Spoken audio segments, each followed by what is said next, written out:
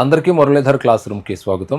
ఆంధ్రప్రదేశ్ రాష్ట్రంలో 10వ తారీఖున జరిగినటువంటి బయాలజీ ఎస్ఏ బయాలజీ పేపర్స్ మీద మనం విశ్లేషణ చేసుకునేటువంటి ప్రయత్నం చేద్దాం. 10వ తారీఖున 2 పేపర్లు జరిగాయి.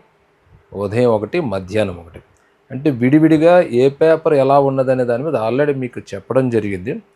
అయితే ఎక్కువ మంది విద్యార్థులు అసలు ఏది కష్టంగా ఉన్నది, ఏది సులభంగా ఉన్నది, అసలు కట్ ఆఫ్ అయ్యి ఎలా ఉండే అవకాశం ఉంటుంది, నార్మలైజేషన్ ప్రభావం ఎట్లా ఉంటుంది, ఇలా రకరకాలుగా అంటే ప్రశ్నలు అడుగుతూ వాళ్ళు చర్చించుకుంటూ ఉన్నారనమాట. అంటే పరీక్ష అయిపోయింది కాబట్టి దాని మీద మనం మాట్లాడుకునేటువంటి ప్రయత్నం చేద్దాం. అయితే ఇది ఒక అంచనా అన్నమాట. అంటే ఇది అంచనా ఎలా పడితే మనం అలాగా అంచనా వేయటం కాదు, ఉన్నటువంటి వాస్తవాలను ఆధారంగా చేసుకుని 2 పేపర్లని అన్ని కోణాల్లోనూ పరిశీలించి అసలు కట్ ఆఫ్ ఎంతవరకు వెళ్ళే అవకాశం ఉంటుంది, ఎవరు సేఫ్ జోన్లో ఉండే అవకాశం ఉంటుంది, అట్లాగే ఈ యొక్క బయాలజీ అసిస్టెంట్ని డిసైడ్ చేసేటువంటి ఫ్యాక్టర్స్ ఏముంటవి అనేది మనం అధ్యయనం చేసేటువంటి ప్రయత్నం చేద్దాం విద్యార్థులారా. సో 2 పేపర్లు మనకి జరిగాయి. సో ఉదయం ఒకటి, మధ్యాహ్నం ఒకటి. ఈ ఉదయం మధ్యాహ్నం జరిగినటువంటి పేపర్ యొక్క స్థాయి ఎట్లా ఉన్నది, సరే మార్కులు ఎంతవరకు వెళ్ళొచ్చు అనేది విభాగాల వారీగా మనం చూద్దాం, పరిశీలన చేద్దాం. మొట్టమొదటి విభాగం తీసుకుంటే GK and current affairs. So ఉదయం జరిగినటువంటి జీకే కరెంట్ అఫైర్స్, మధ్యాహ్నం జరిగినటువంటి జీకే కరెంట్ అఫైర్స్ యొక్క ప్రశ్నలను, ఆ బిట్స్ని కనుక గమనించుకున్నట్లయితే 2 కూడా ఈక్వల్ స్టేజెస్లోనే ఉన్నాయి. సో ఉదయం జరిగినటువంటి జీకే కరెంట్ అఫైర్స్లో కూడా ప్రశ్నలు ఈ జతపరచుము అనే టైపుగా, కానిది ఉన్నది ఇలాంటి అడగటం, అలాగే మధ్యాహ్నం జరిగినటువంటి వాటిల్లో కూడా అదే మాదిరిగా అదే ప్యాటర్న్ ఫాలో అయ్యాడు. కొన్ని సింపుల్ బిట్స్ ఇచ్చాడు. ఫర్ ఎగ్జాంపుల్ స్థానిక సంస్థలకు సంబంధించినటువంటి ఆ యొక్క రాజ్యాంగ సవరణకు సంబంధించినవి కానీ, కొన్ని అజిత్ జోవాల్కు సంబంధించినటువంటి బిట్స్ కానీ, ఇలాంటి కొన్ని ఈజీ బిట్స్ ఉన్నవి. కానీ 2 పేపర్లు మన దగ్గర పెట్టుకుని కనుక ఆ యొక్క ప్రశ్నలు కనుక గమనించుకున్నట్లయితే జీకే కరెంట్ అఫైర్స్లో మనకి ఆ యొక్క ప్రశ్నలు విధానం అనేటువంటిది 2 పేపర్లోనూ కూడా ఒకటే విధంగా. అంటే చాలామంది పిల్లలు ఏమనుకుంటారంటే అంటే మధ్యాహ్నం రాసిన వాళ్ళ యొక్క ఆలోచన ఎట్లా ఉంటుందంటే ఉదయం పేపర్లో ప్రశ్నలు బాగున్నాయి కదా మా పేపర్ కంటే అనిపిస్తుంది. ఉదయం రాసిన వాడి పరిస్థితి ఎట్లా ఉంటుందంటే మాకంటే మధ్యాహ్నం పేపర్ ఈజీగా ఉంది కదా అనిపిస్తుంది. అంటే ఎవరికి వాళ్ళు అలాగ అనిపిస్తుంది. అలాగ అనిపించడంలో తప్పు లేదు, ఎందుకంటే మనం అట్లా కోరుకుంటాం కదా. కానీ వాస్తవం మనం గమనించుకున్నట్లయితే ఆ ఎగ్జామ్స్లో అడిగినటువంటి ప్రశ్నలు కానీ, ఆ యొక్క విధానం కానీ ఎక్కడా కూడా వ్యత్యాసం, భారీ స్థాయిలో వ్యత్యాసం లేదు అసలు. అంటే ఈక్వల్ పొజిషన్లోనే ఆ స్థాయి అనేటువంటిది మనకున్నది 2 పేపర్లో కూడా. ఇది మనం గమనించుకోవాల్సినటువంటి అంశం.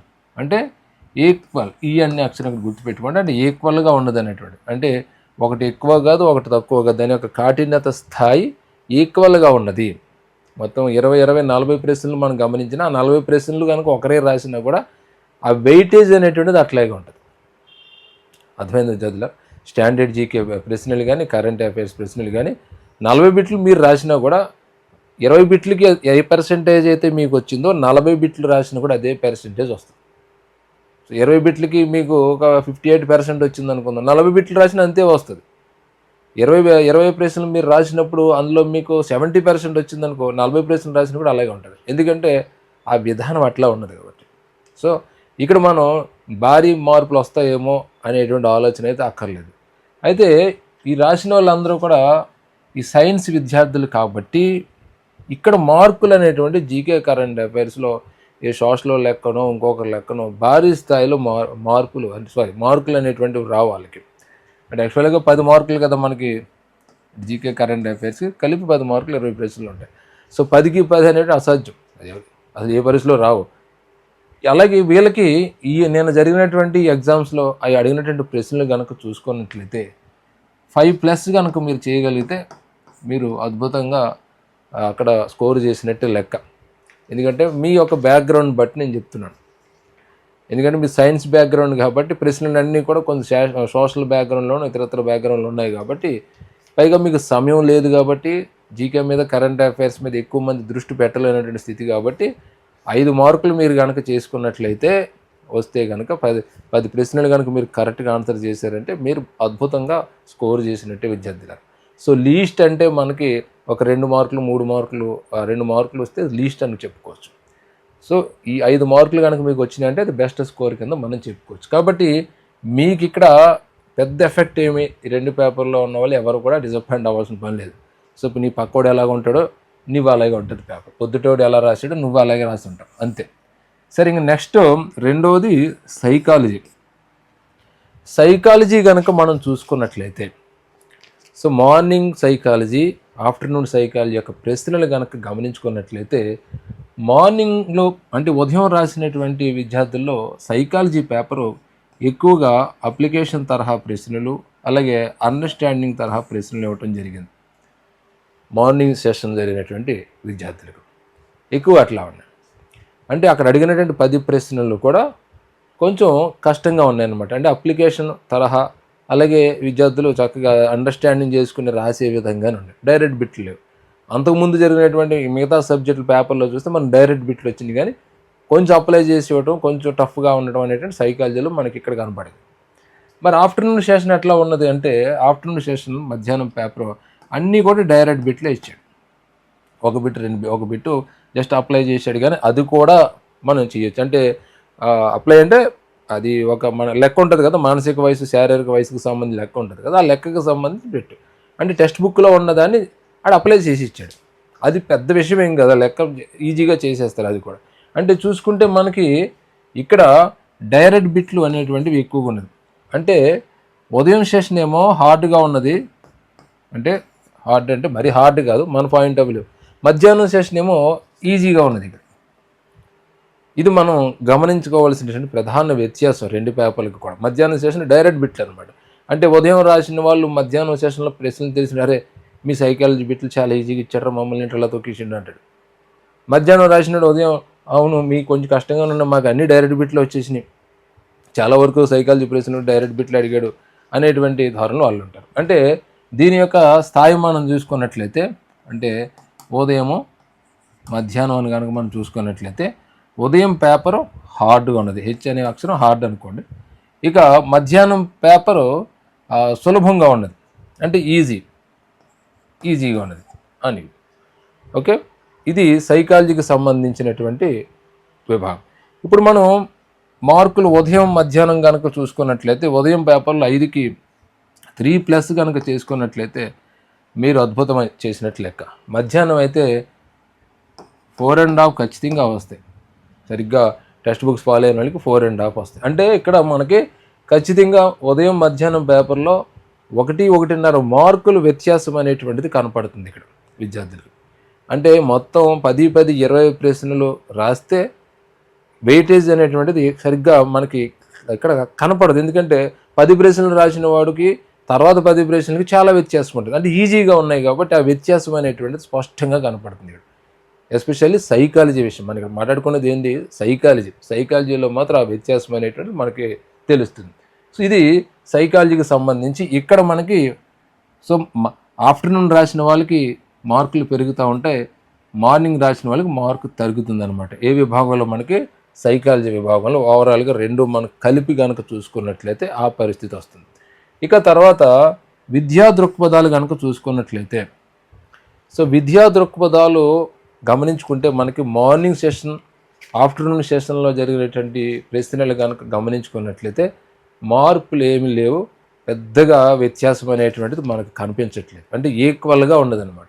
సో మార్నింగ్ ఆఫ్టర్నూన్ 2 కూడా ఈ విద్యా దృక్పథాలకు సంబంధించినటువంటి ప్రశ్నలు చాలా ఈజీగా అని చెప్పలేము, అలాగని హార్డ్ అని చెప్పలేము, ఎలా ఉండాలో అలాగే ఉండాలి. సో టెక్స్ట్ బుక్స్ని ఫాలో అవుతూ చక్కగా కమిటీలకు సంబంధించిన ప్రశ్నలు కానీ విద్యా హక్కు చట్టం కానీ 2020కి సంబంధించిన ప్రశ్నలు కానీ ఇలాగా.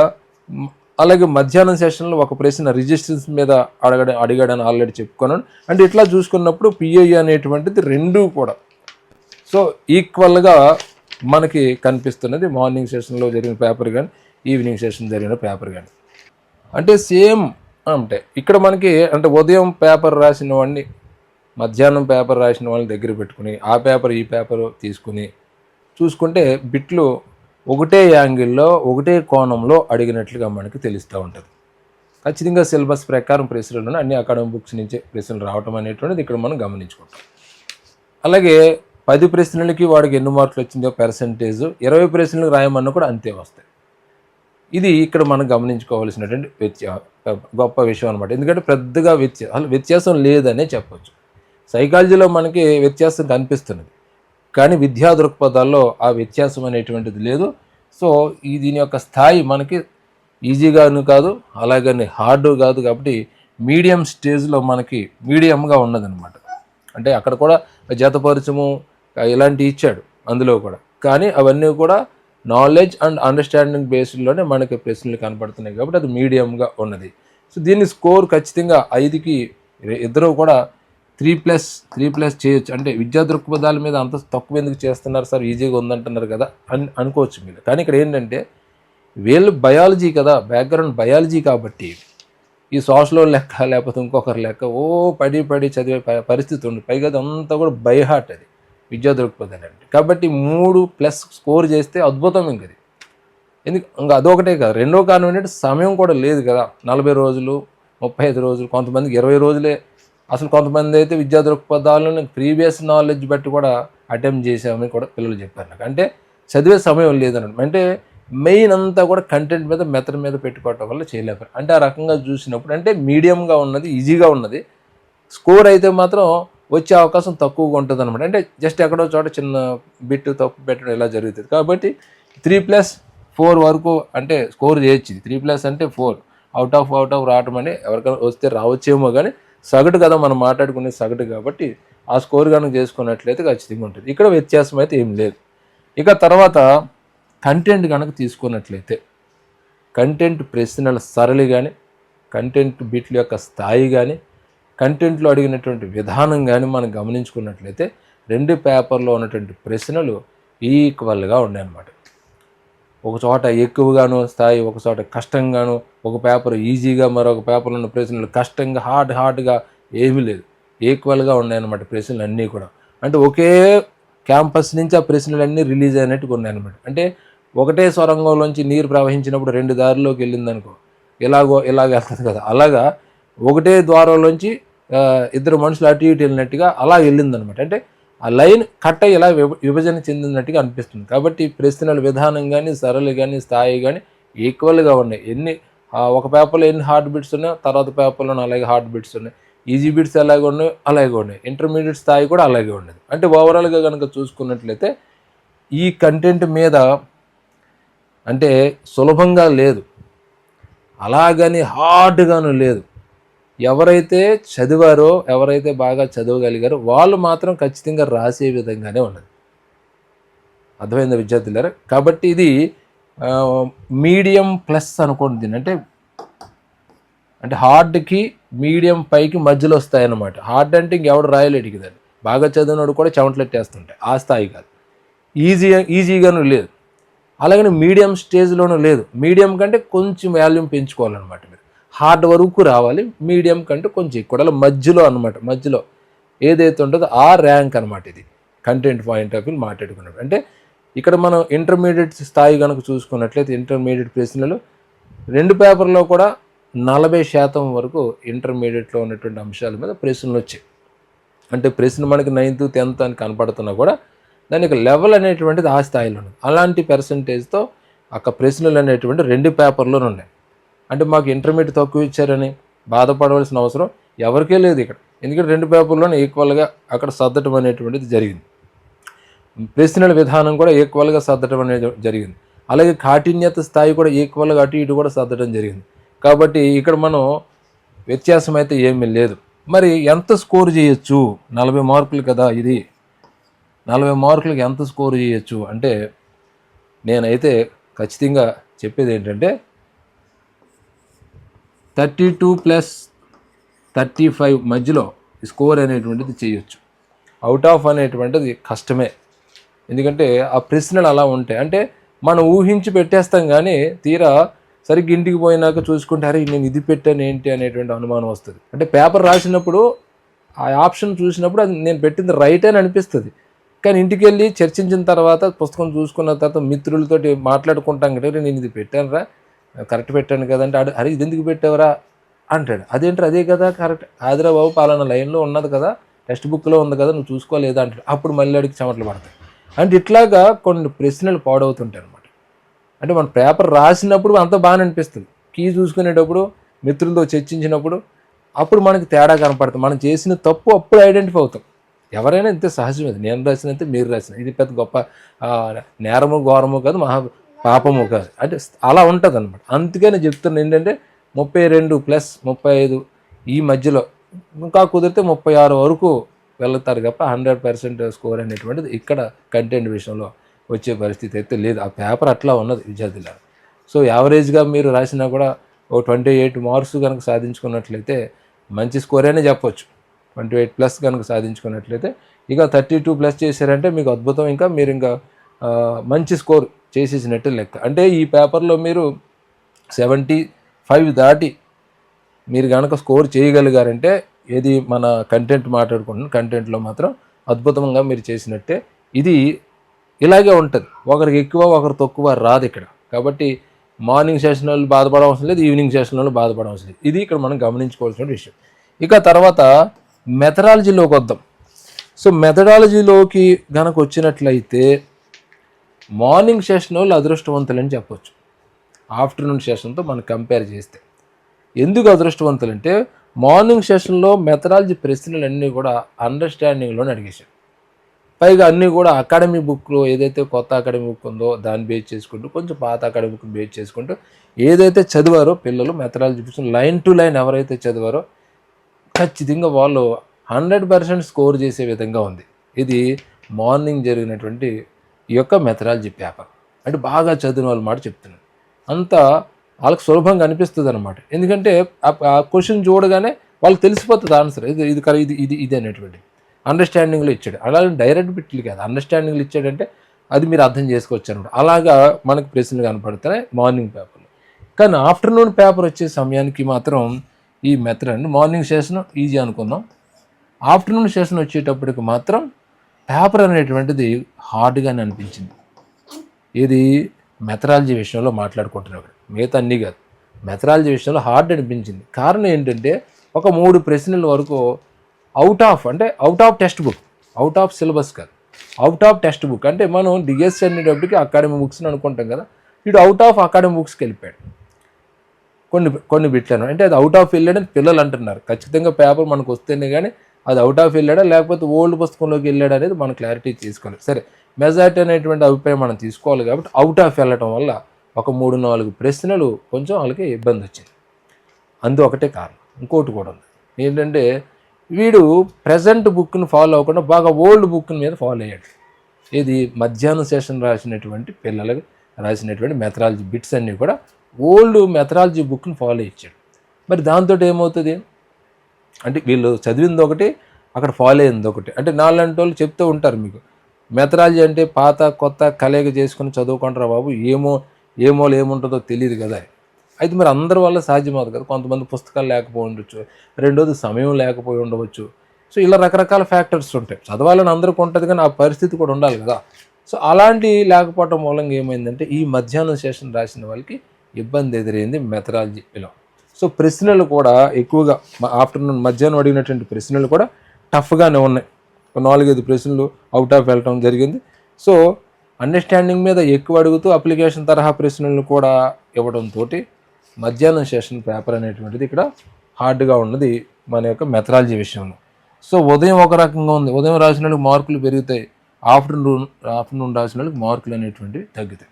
ఇది మనం చూసుకున్నట్లయితే ఇది అంటే ఓవరాల్గా మనం చూసుకున్నట్లయితే దీనికి మార్కులు కనుక చూసుకుందాం, ఇది మెథడాలజీ మార్కులు కనుక చూసుకున్నట్లయితే సో మార్నింగ్ వాళ్ళు మంచిగా స్కోర్ చేస్తారు, అందులో డౌట్ లేదు. సో 20కి వాళ్ళకి 18 వచ్చినా కూడా ఆశ్చర్యపోకలేదు, 18+ వస్తుంది. మరి ఆఫ్టర్నూన్ పరిస్థితి ఎలా ఉంటుందంటే వీళ్ళకి 13 లేదా 14+ అనేటువంటిది వస్తుంది. ఖచ్చితంగా మార్నింగ్ ఆఫ్టర్నూన్ రాసిన వాళ్ళకి ఒక 3-4 మార్కులు వ్యత్యాసం అనేటువంటిది ఖచ్చితంగా కనపడుతుంది. సో 3-4 కాకపోయినా కనీసం 2 మార్కులు వ్యత్యాసం, అంటే 4 ప్రశ్నలు అటు ఇటుగా ఆ వ్యత్యాసం అనేటువంటిది ఖచ్చితంగా కనపడుతుంది. 3 మార్కులు అయితే ఖచ్చితంగా కనపడుతుంది వ్యత్యాసం. ఎందుకంటే మార్నింగ్ రాసినటువంటి విద్యార్థులకి మీరు ఆఫ్టర్నూన్ పేపరు మెథడాలజీ బిట్స్ ఇచ్చారనుకో, మార్నింగ్ రాసినంత ఈజీగా రాయలేరు. మార్నింగ్ పేపర్లో వచ్చినట్టు మార్కులు రావు, ఇక్కడ అంత పర్సంటేజ్ రాదు. రెండోది, ఆఫ్టర్నూన్ రాసినటువంటి విద్యార్థులకి మార్నింగ్ జరిగినటువంటి 20 బిట్లు కనుక ఇస్తే ఈజీగా చేసేస్తారు. అంటే కంపేర్ టు ఎందుకంటే వాళ్ళు రాసిన పేపర్ కంటే ఈ ప్రశ్నలు ఈజీగా ఉంటాయి అనమాట. ఇది వాస్తవం ఇది. ఎందుకంటే అలా ఉన్నది మరి. అవుట్ ఆఫ్ వెళ్ళినప్పుడు అవుట్ ఆఫ్ టెక్స్ట్ బుక్ వెళ్ళటం, రెండోది కొంచెం హార్డ్గా ప్రశ్నలు ఇవ్వటం, అప్లికేషన్ తరహా ఇవ్వటం, ఇలాంటి వాటి వల్ల ఏమైందంటే మెథడాలజీ దగ్గర కాస్త డ్యామేజ్ అనేటువంటిది మనం ఓవరాల్గా మాట్లాడుకుంటే మాత్రం అటు కనపడుతుంది మధ్యాహ్నం సెషన్ అడిగి. ఇది మొత్తం పేపర్కి సంబంధించినటువంటి మొత్తం విశ్లేషణ. సో దీన్ని బట్టి ఏం జరుగుతుంది అనేది మనం చూసుకోవాలంటే, మనకి 2 పేపర్లు కనుక కంపేర్ చేసి పక్కన పెట్టి చూసుకుంటే 2 సబ్జెక్టు విషయంలో మనకు తేడా కొడుతుంది. ఒకటి సైకాలజీ, రెండోది మెథడాలజీ. ఎందుకంటానంటే సైకాలజీలో మనకి ఉదయం రాసిన వాళ్ళకి సైకాలజీ దగ్గర ఇబ్బంది పడ్డారు, చెప్పుకున్నాం మనం. మెథడాలజీ విషయంలో మధ్యాహ్నం సెషన్ రాసిన వాళ్ళకి మెథడాలజీ విషయంలో ఇబ్బంది పడ్డారు. సరిపోయింది కదా సార్ అనొచ్చు మీరు, కానీ కాదు కదా. సైకాలజీ ఏమో 5 మార్కులా, మెథడాలజీ ఏమో 20 మార్కులు. ఎలా సరిపోయింది అనుకుంటాం? కాబట్టి సరిపోలేదు. సో బ్యాలెన్స్ అనేటువంటిది, ఇన్బ్యాలెన్స్ అనేటువంటిది ఇక్కడ మనకి ఈ 2 పేపర్లో కనిపిస్తూ ఉన్నది. జస్ట్ ఈ 2 సబ్జెక్టులు, మిగతా కంటెంట్ కానీ ఇంకోటి విద్యా దృక్పథాలు కానీ జీకే కరెంట్ అఫైర్స్ కానీ ఇక్కడ మనం పేరు పెట్టలేం. కానీ ఇక్కడ పేరు పెట్టవలసింది ఎక్కడ అంటే ఈ మెథడాలజీ విభాగంలో ఫస్ట్, రెండోది సైకాలజీ విభాగంలో. మరి ఇది ఎట్లా ఉంటుంది, దీని పరిస్థితి ఏంటి అంటే, ఇక్కడ ఓవరాల్గా నార్మలైజేషన్ అనేటువంటిది చేస్తాడు కాబట్టి ఎవరికి ఏమీ నష్టం జరగదు. మధ్యాహ్నం సెషన్ వాళ్ళు రాసిన వాళ్ళకి ఏదైతే తమ కోల్పోతున్నాం పర్సంటేజ్ మార్కులు అనుకుంటున్నారో వాళ్ళకి ఫెచ్చింగ్ వస్తుంది మధ్యాహ్నం సెషన్ వాళ్ళు రాసిన వాళ్ళకి. ఎందుకంటే ఈక్వలైజేషన్ అనేటువంటిది నార్మలైజేషన్లో భాగంగా చేస్తాడు కాబట్టి ఎవరికీ నష్టం జరగదు. కాబట్టి మధ్యాహ్నం సెషన్ ఉన్న వాళ్ళు ఏదో అయిపోయింది మా పరిస్థితి అనేటువంటిది లేదు. ఎందుకంటే మార్నింగ్ సెషన్లో వాళ్ళకి సైకాలజీలో 5 మార్కులు దెబ్బ పడుతుంది, అక్కడ మీకు కూడా ఒక 3-4 మార్కులు దెబ్బ పడుతుంది. అంటే అక్కడ దెబ్బ ఇక్కడ దెబ్బ తీసుకుంటే అంటే అక్కడ 3 ఇక్కడ 3 లేదా అక్కడ 2 ఇక్కడ 2, ఒక 4-5 ప్రశ్నలు, ఒక 6 ప్రశ్నల విషయంలో మీకు అటు ఇటుగా ఉంటుంది. అందువల్ల పెద్ద ఉధృతమైనటువంటి చేంజెస్ ఏముండదు. ఏవో 10-15 మార్కులు కలిసిపోతాయేమో మధ్యాహ్నం రాసినోడికి, లేకపోతే 6-7 మార్కులు కలిసిపోతాయేమో అని మాత్రం అనుకోకండి. కలిస్తే 1-1.5 లేదా పాయింట్లు అనేటువంటి కలిస్తాయి. ఎందుకంటే ఇక్కడ మొత్తం మనం ఈక్వల్గా చూసుకుంటే ఖచ్చితంగా ఈ 4-5 ప్రశ్నలు హార్డ్గా ఉండటం, అవుట్ ఆఫ్ వెళ్ళటం అనేటువంటి జరిగింది, అది వాస్తవం. అయితే మరి మార్నింగ్ సెషన్లో సైకాలజీ అక్కడ నొక్కాడు కాబట్టి అది కొంత ఇక్కడ డ్యామేజ్ని మళ్ళీ ఫిల్ఫిల్ చేస్తుంది అన్నమాట. అందువల్ల పెద్దగా మార్పు అనేటువంటిది ఉండదు. నార్మలైజేషన్ జరిగినా మీకు భారీ మార్పులు వస్తాయని మాత్రం ఆశలు పెట్టుకోకండి. అందరికీ న్యాయమైనటువంటిది ఖచ్చితంగా జరుగుతుంది. సో మధ్యాహ్నం బాగా రాసిన వాళ్ళకి ఉద్యోగం వస్తుంది, మార్నింగ్ బాగా రాసిన వాళ్ళకి ఉద్యోగం వస్తుంది, ఇందులో డౌట్ ఏం లేదు. సో మధ్యాహ్నం బాగా రాసిన వాడు మార్నింగ్ బాగా రాసిన వాడితో పోల్చుకుని నా పరిస్థితి అయిపోద్దేమో అని మాత్రం అనుకోకండి. చెప్తున్నాను, మళ్ళీ గుర్తుపెట్టుకు, మధ్యాహ్నం బాగా రాసిన వాడికి ఉద్యోగం వస్తుంది, మార్నింగ్ కూడా బాగా రాసినట్టు ఉద్యోగం వస్తుంది. మార్నింగ్ బాగా రాసిన నష్టం జరగదు, మధ్యాహ్నం బాగా రాసినట్టు నష్టం జరగదు. అయితే ఇక్కడ ఎవరికి థ్రెడ్ అంటే ఎవరికి అవకాశాలు అటు ఇటుగా అయ్యే అవకాశం ఉంటుందంటే రిజర్వేషన్ కేటగిరీలోకి వచ్చేటువంటి వాళ్ళకి ఏమైనా ఇబ్బంది వస్తుందేమో అని అందరి అభిప్రాయం అనమాట. కానీ ఈ నార్మలైజేషన్ వల్ల అది కూడా పెద్దగా అయితే ఇబ్బంది అయితే ఉండదు విద్యార్థులారా. సో మీరు కనుక పెర్ఫార్మెన్స్ కనుక బాగా ఇచ్చుకున్నట్లయితే ఈ కంటెంట్లో కానీ సైకాలజీలో కానీ ఇంకో చోట మీకు ఇబ్బంది అయితే ఏముండదు. సరే, ఇప్పుడు అంతా బాగానే ఉంది. మరి ఇక్కడ మనం తీసుకుంటే ఈ మొత్తం ఓవరాల్గా మనం బెస్ట్ మంచి స్కోరు ఏదని చెప్పవచ్చు, 2 కలుపుకుంటే. అంటే టెట్ని ఇప్పుడు రాసినటువంటి పేపర్ని కనుక కలిపి కనుక చూసుకున్నట్లయితే బెస్ట్ అనేది మనం చెప్పుకోవాలంటే మీకు కనుక ఒక 72% మార్కులు టెట్టపం ఇది కనుక వచ్చినట్లయితే మీరు మంచి స్కోర్ చేసినట్టే. ఇక 74 కనుక మీరు దాటారంటే ఖచ్చితంగా మీకు 100% ఉద్యోగం వచ్చి తీరుతుంది. ఎందుకంటే టెట్లో మిగతా సబ్జెక్టు లెక్కలకి 130,000 140,000 120,000 అలాగా భారీ స్థాయిలో ఉండవు. టెట్ స్కోర్ చాలా లిమిట్గా ఉంటుంది. ఎందుకంటే పాపం టెట్ బయాలజీ వాళ్ళకి జరిగినంత నష్టం టెట్లో ఇంకెవరికి జరగదేమో. వాళ్ళకి సంబంధం లేనటువంటి సబ్జెక్టులే పాపం చదువుతారు. అందువల్ల టెట్ స్కోర్ మిగతా సబ్జెక్టు లెక్కలకి ఎక్కువ ఉండదు. కాబట్టి వాళ్ళు మీ యొక్క లాస్ట్ ర్యాంక్ అనేటువంటి కట్ ఆఫ్ అనేటువంటి డౌన్ అవుతుంది అనమాట. మిగతా సబ్జెక్టుతో మనం కంపేర్ చేసుకున్నప్పుడు. రెండోది డౌన్ అవడానికి మరో కారణం ఏంటంటే పేపర్ కూడా మీకు చెప్పాను కదా, ఓవరాల్గా పేపర్ గ్రేడ్ మనం ఏమివ్వచ్చు అంటే మీడియం ప్లస్ అనమాట. ఇది అంటే హార్డ్ కాదు, అలాగని బాగా ఈజీ కాదు. ఫిజికల్ సైన్స్ పేపర్ అనుకో డెడ్ ఈజీగా ఇచ్చేసాడు, అలా లేదు మన. అందుకని ఇది అలాగని హార్డ్గాను లేదు. సో మీడియంగా ఉందంటే అది కూడా ఒప్పుకోవాలండి నేను. ఎందుకంటే మీడియం దాటే ఉన్నది. అంటే ఎవరైతే బాగా చదివారో బాగా రాశారో వాళ్ళు 100% స్కోర్ చేసే విధంగా ఉంది. అందుకని మీడియం ప్లస్ అంటున్నాను అనమాట దీన్ని నేను ఇచ్చినటువంటి. అందుకని ఇక్కడ ఏమవుతుందంటే ర్యాంక్ అనేటువంటిది, ఈ కట్ ఆఫ్ అనేటువంటిది డౌన్ అవుతుంది. 72 వరకు వచ్చే అవకాశం ఉంటుంది విద్యార్థులారా. అంటే 72% కనుక మీరు టెట్లోను ఇందులో కనుక స్కోర్ రెండు కలిపి చూస్తే చెప్తున్నాను నేను, చేసుకున్నట్లయితే మాత్రం మీకు అద్భుతమే. అలాగే ఇక్కడ మీరు ఓవరాల్గా ఈ మొత్తం 80 మార్కులు జరిగినటువంటి డిఎస్సి పేపర్లో ఒక 58 మార్కులు దాటి 65 మధ్యలోనే మొత్తం ఈ ఎక్కువ మంది అక్కడే ఉంటారు. అంటే ఎక్కువ మంది అంటే నా ఉద్దేశం రాసిన వాళ్ళు అందరూ అక్కడికి వస్తారని కాదు. ఈ ఉద్యోగ అభ్యర్థులు ఎవరైతే ఉన్నారో వీళ్ళందరూ ఈ స్థాయిలోనే ఉంటారు. ఒక 3-4% మాత్రం ఇది దాటి వెళ్తారు. ఈ యొక్క పేపర్ బట్టి నేను చెప్తున్నాను. సరే, అంత బాగానే ఉంది, ఓకే. మరి ఈ బయాలజీ అసిస్టెంట్ని డిసైడ్ చేసే ఫ్యాక్టర్ ఏంటి రేపు? అంటే వాళ్ళు ఉద్యోగం రావాలి అంటే వాళ్ళు డిసైడ్ చేసే ఫ్యాక్టర్లు మనం ఖచ్చితంగా 3 చెప్పుకోవాలి. అందులో మొట్టమొదటిది వాళ్ళు డిసైడ్ చేసేది ఏంటంటే టెట్ అనమాట. టెట్ స్కోర్ బట్టి వాళ్ళ యొక్క ర్యాంకులు అనేటువంటి అటు ఇటు మారిపోతాయి. ఎందుకంటే ఇది ఇంచుమించుగా ఒకే రకంగా ఉంది కాబట్టి, సో నార్మలైజేషన్ వల్ల మధ్యాహ్నం చేసినప్పుడు 1 పాయింటో లేకపోతే 1 మార్కో పెరిగే అవకాశం ఉంది కాబట్టి ఇక్కడ వరకు ఓకే.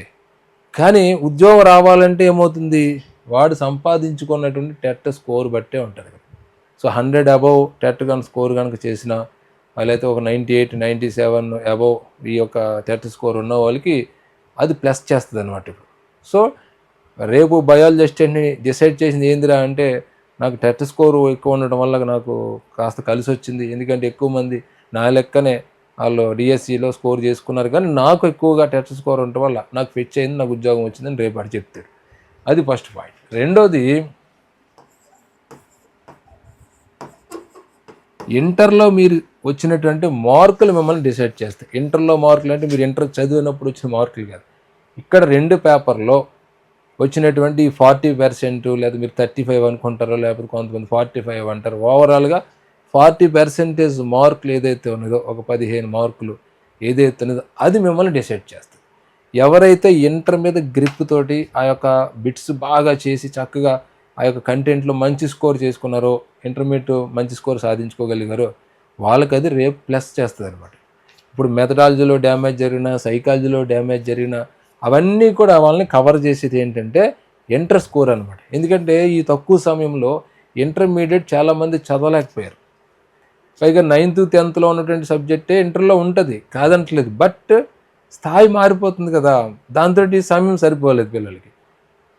అందువల్ల ఆ ఇంటర్ స్కోర్ అనేటువంటిది మిమ్మల్ని డిసైడ్ చేసేటువంటి రెండో ఫ్యాక్టర్.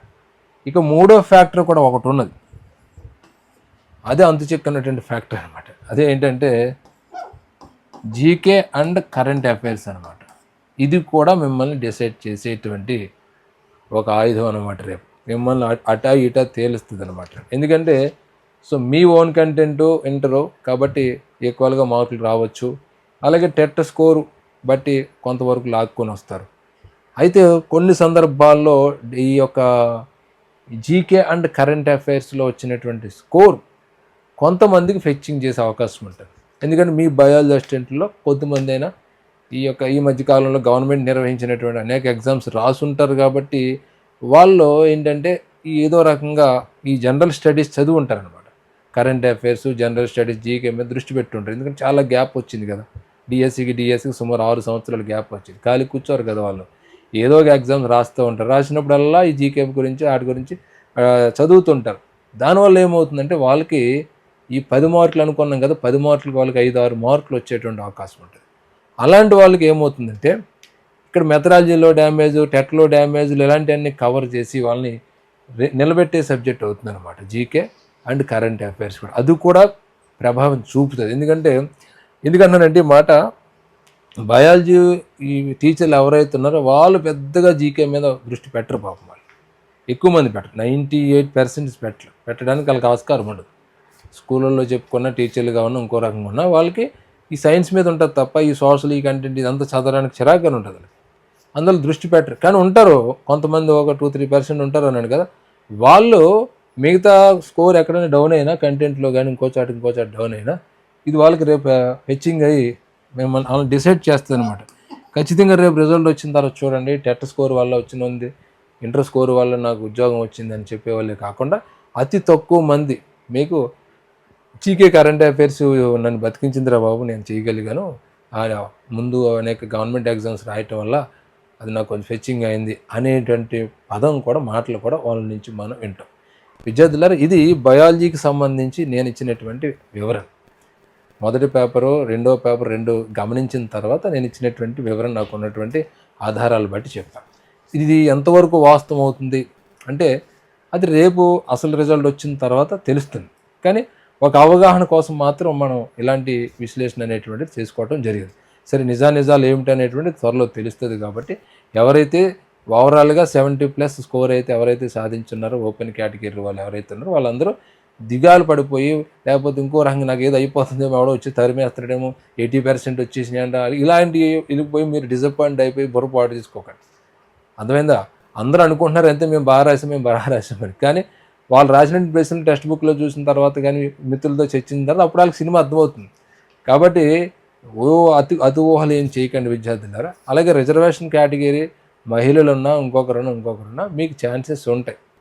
కాబట్టి ఎవరు డిసప్పాయింట్ అవ్వకండి. రిజల్ట్ వచ్చే వరకు వెయిట్ చేయండి. సానుకూల దృక్పథంతో ఉండవలసిందిగా మిమ్మల్ని అందరికీ కూడా తెలియజేస్తూ సెలవు తీసుకుంటున్నాను. నేను ఇచ్చినట్టు వివరణ, విశ్లేషణ మీకు కనుక నచ్చినట్లయితే మురళీధర్ క్లాస్ రూమ్ అనేటువంటి నా యొక్క ఛానల్ని సబ్స్క్రైబ్ చేసుకోండి. మరొక వీడియోతో తిరిగి నేను మళ్ళీ మీ ముందుకు వస్తాను. జై హింద్.